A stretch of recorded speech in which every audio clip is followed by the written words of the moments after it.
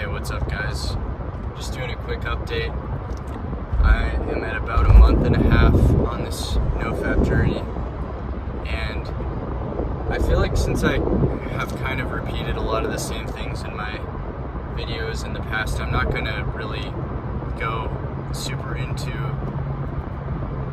a lot of the usual topics that I cover. Like, you guys already know the basics, like regular exercise is super important, and that's been really important to me lately. But again, I'm not going to go super into that.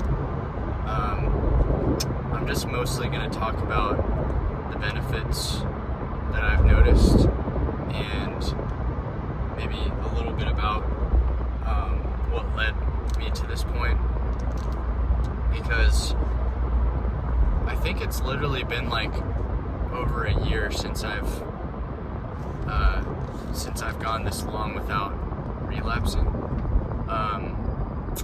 So it's been a long time. And I wanted to just talk about, how I finally got past a month and how, what exactly changed in my brain to change this pattern suddenly. Because this is something I've literally been doing videos on for, some of you guys can vouch, you've watched my videos this long,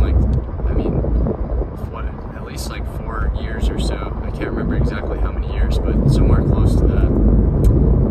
Maybe even longer, I really can't remember, so what changed was, I mentioned this a little bit in my last video, but I had kind of a wake-up call about a month and a half ago where I sort of hit rock bottom, thought that I was about to lose my relationship. I thought that I was about to have to move into my own place for a second, and that my life was just gonna suddenly just really take a turn for the worse for a while. And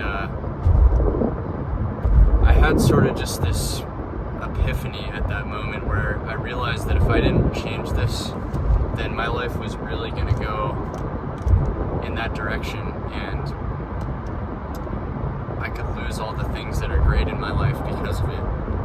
And not that this was the only problem in my life. There were some other things too that were definitely not helpful, but that being said, this was definitely one of the key things, and I knew it was a big problem. I knew that it was unhealthy for my mental health. It was unhealthy for me in general. I wasn't pursuing the things that I love as much because of it. And so when that moment happened, I decided I was just going to make a switch in my mind, and I was not just going to treat this as something that just might be nice if I could do anymore. This was something that I needed to do, and I didn't want to live my life this way where I was just a slave to the habit. And so I made the changes. Not only did I just kind of stop doing that, but I also really started being a little bit more strict with myself about all the things that I had been talking about. And one of the biggest things was being more strict with exercise, and also excessive amounts of caffeine. A couple topics that I've talked about quite a lot on this channel, but the exercise thing was really key though. I was probably maybe exercising 2 times a week or so before, which is not terrible, but I realized that this excess energy that I had was part of the problem. And the fact that I was not really giving everything my all. So I finally decided, okay, I'm gonna actually have an exercise plan in place here. I'm gonna get a gym membership, and I'm gonna really do this. So got the gym membership, started doing that 4 times a week. The other days are where I rest or sometimes do cardio. But I've been doing that, and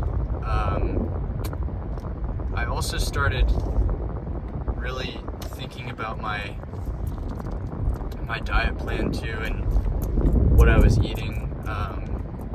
I haven't been 100% perfect with this. I don't really think anybody is 100% perfect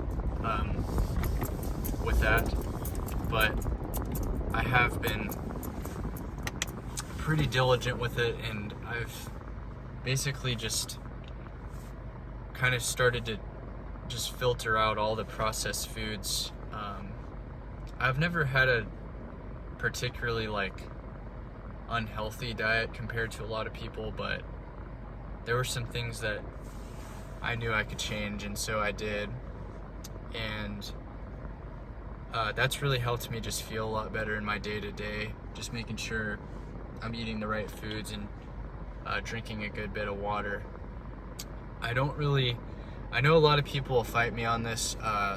My body doesn't do well with milk and or like certain cheeses. I think I'm lactose intolerant, but it just really upsets my stomach and kind of makes me feel bad.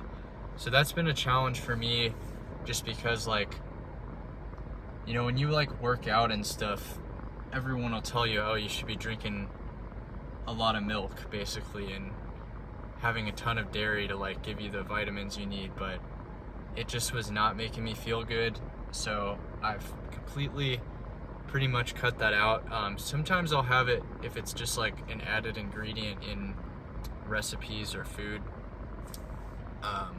that I eat, but I don't just drink glasses of milk. Pretty much always try to get a substitute if I'm gonna have a tea or something. Again, I'm not one of those people where I'm just super strict about it. Sometimes I'll break it if it's not an absolute necessity, but yeah, so that's been really helpful. But I feel in general, the biggest thing is that I just feel I have more drive now to do the things that I really love, and I feel more inspired in general by life. So that's been really cool. I feel before there was almost this black cloud over me for a long time, and I couldn't even really explain. I mean, I knew it was partially from that habit, but it really is crazy how it kind of feels like the cloud has been lifted from this, and I in general, just the last month and a half, I've just felt happier and just a little bit more content, but also just excited to be working on projects that I'm excited about, and excited for the next chapters of life. So yeah, I'm trying to think what else. I think that's it for now. But yeah, just wanted to share kind of where I'm at a month and a half. I want to try to update once a month. I know this is halfway through the month. Sometimes I might do that if I feel I have something to say that is worthwhile, but I think once per month updates should be good.